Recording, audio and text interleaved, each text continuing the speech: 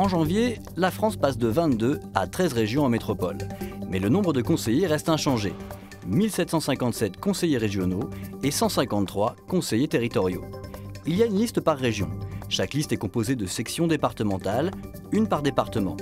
Ces listes doivent respecter la parité homme-femme et comporter autant de candidats que de sièges à pourvoir, plus de candidats par département. Le nombre de sièges étant déterminé en fonction de la population. C'est un scrutin proportionnel à 2 tours, avec prime majoritaire. Pour être élu au premier tour, une liste doit franchir la majorité absolue. Au second tour, s'il y en a un, seules les listes ayant atteint 10% des suffrages exprimés peuvent se maintenir. La liste arrivée en tête reçoit alors une prime de 25% des sièges, le reste est ensuite réparti entre toutes les listes ayant reçu au moins 5% des voix. Les conseillers sont élus pour 6 ans.